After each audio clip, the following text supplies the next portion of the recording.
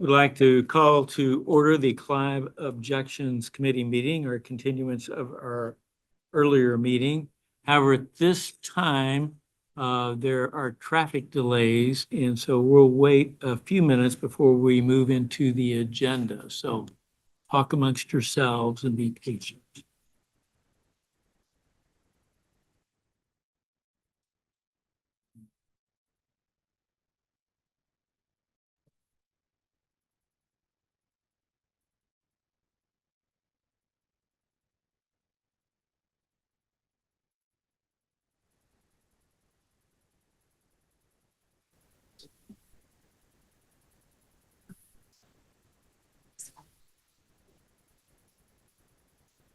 It's very hard to say. It's your I'll try to get her to shoot this possible off. She's got her hands.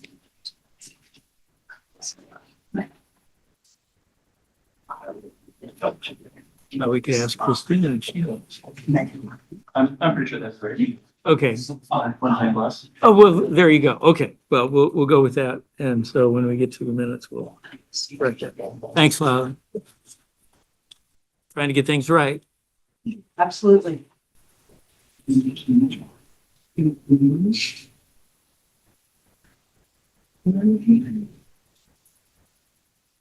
you have any music we can play?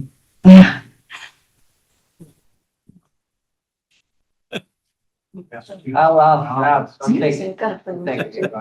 take, Good. good tune.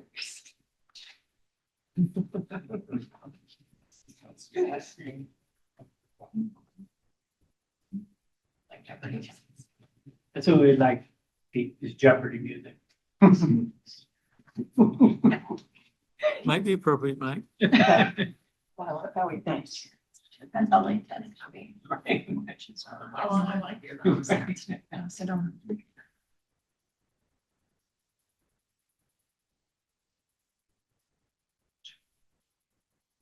And Paula, will you be able to handle the calling of the roll based on the people that? I think so.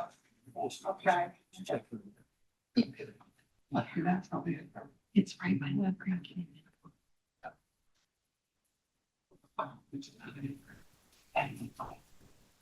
Oh, yeah.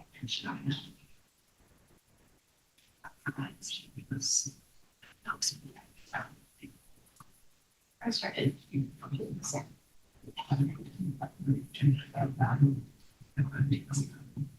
I started it all at the same time. My new boss was out in Texas, so he wanted to start on board games. So.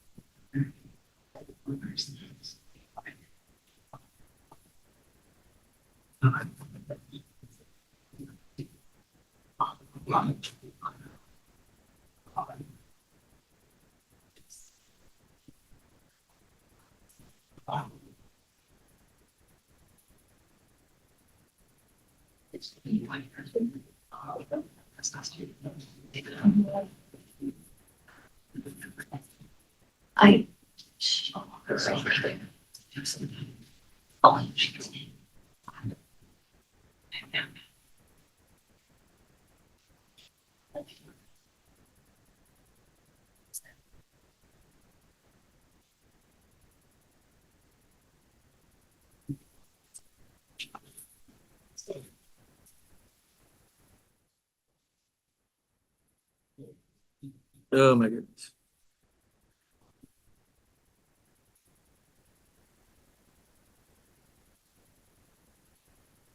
No.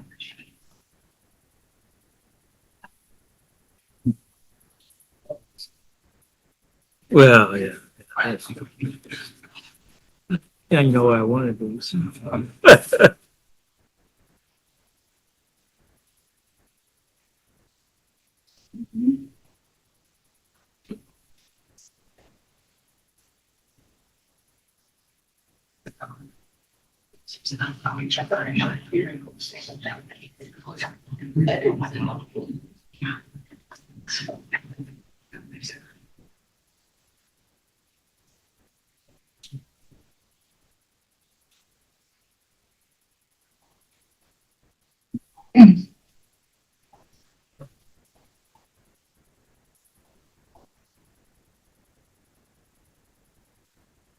We should suggest that Tim park his car off 86 and pull up.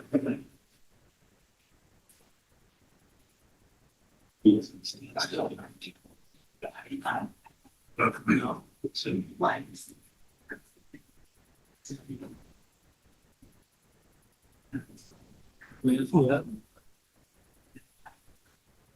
Yeah, For your awareness, we do have some folks who are online. okay, good to know.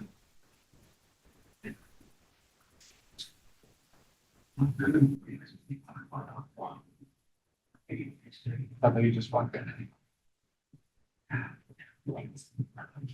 Sorry. Nothing you do about it? I left MPO at 4:30. I know it's traffic, so. Okay, we've gavelled in the meeting. Would the clerk please call roll? Mayor Edwards, Here. Councilmember Weaver, Here. City Clerk Graham. Very good. Next, we have the approval of the agenda. I'm not aware of any changes. Move approval. Motion second, approve the agenda.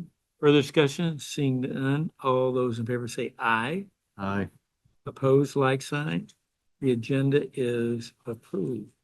Next, we have the June 19th minutes of our last meeting. I'm aware of one spelling correction, and you have that. Yep. Bill Brown. Are there any other corrections that anyone has noted? If not, I'll entertain a motion to approve the minutes as amended. Move approval. Motion second, approve the minutes as amended. Further discussion? Seeing none, all those in favor say aye. Aye. Opposed, nay. Our minutes are approved. Next, we will continue our public hearing. And the first item is to report on additional materials or comments. I do have one additional email that was received from Kyle Bailey, and that's been submitted to legal and to the committee. It is now part of our record. Very good. And so it'll be up on the website as well with all the other materials. Very good. So I couldn't hear that. We can't hear it back here. I can't. Sorry, I was just stating that I received an email from Kyle Bailey and I'm putting that on the record. All right, so that's been taken care of. Next, if there's any additional public comment this evening, we're here to receive that. And so we'll check online to see if there's anyone online. If there's anyone in chambers, please approach the podium and identify yourself for the record. For those participating online, you can get our attention using the raised hand emoji on your Zoom screen. At the bottom of your screen, you'll see the react button. Press that and then a separate window will open up where you can choose raise hand.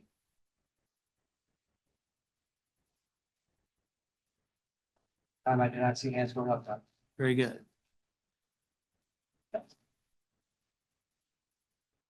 Hi there, Lila Starr, 1614 Northwest 99th Court in Clive. Just wanted to share that I've had an opportunity to review all of the information that's in the folder related to this process. Thank you, Matthew, for sending the link. I reviewed the minutes from your previous meeting. Obviously, I was present. I've reviewed Mr. Bailey's email. And I just wanted to share a few additional thoughts. So upon reviewing the minutes from the previous meeting, I noticed that kind of near the opening, it says that the following individual spoke in objection to the petition.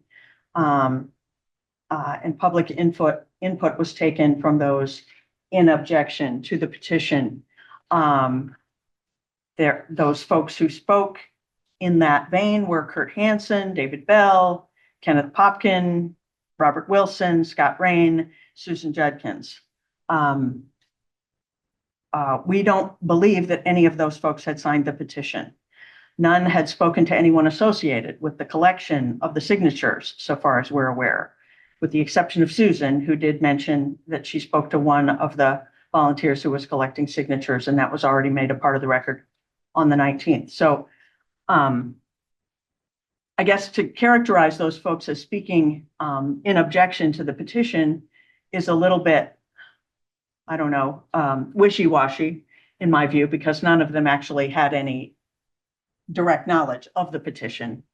And most of them spoke about the process and having a preference for there not being a special election, but no specific objections to the petition itself or the signatures on the petition. I forget which gentleman, but one of them did, go on a little bit about how he thought an argument could be made about whether some of the signatures were legible. None said a word that endorsed that anyone soliciting signatures made any, quote, misleading statements, nor could they point to any, quote, falsity or any, quote, omissions or any intent on the part of anyone who collected signatures to, quote, mislead through misstatements, end quote, as alleged in Mr. Clark's objection letter. Specifically, Mr. Clark, who did not sign the petition nor speak to anyone associated with the collection of signatures so far as we are aware, states as if factual that the organizers of the petition misrepresented the need for a special election by claiming that the city council had acted, quote, unethically, end quote, by appointing for the recent vacancy, the council was attempting to prevent, quote, people from having a voice or a say, end quote, and goes on to say that, quote, the petitioners omitted numerous relevant and pertinent facts that would have led to many signers' decline, end quote. I would put to you, I don't believe there's been any evidence to support any of those allegations. Public comment was also received at that meeting on the 19th from Richard Cook of Clive and Councilmember Mike McCoy. Again, neither that we know of had signed the petition nor had any material information in support of Mr. Clark's letter of objection. There was a lot of discussion on the 19th, and I was asked a lot of questions, including a key legal question, which I was asked by the city attorney about whether I thought the legal burden for establishing the validity of the petition had shifted to the petitioners as a result of the objection. I said at the time that I thought that an odd question to be put to a non-attorney, although I certainly didn't hear anything in the law that was cited that made me think there was any basis to shift the burden to the petitioners. Two retired lawyers speaking on behalf of the petition did speak to that issue, and a citizen, Kyle Bailey, has since sent a letter to the council to express that he doesn't believe there's any basis to shift the burden.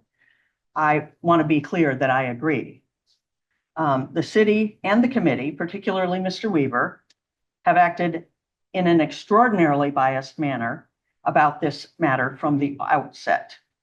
Mr. Weaver proudly admitted his very strong bias at the meeting on the 19th and claimed that the entire city council shared his strong bias that there should be no special election in violation of what we believe are laws that permit citizens to petition their city for special election.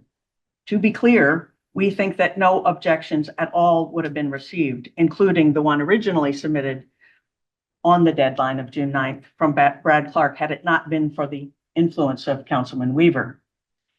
We also wanted to just make it clear that all of the subsequent emails that have been received, the 5 from people asking perhaps for as many as 7 signatures to be removed from the petition, none of them were received by the deadline for objections of June 9th. So I don't know where that sits with you.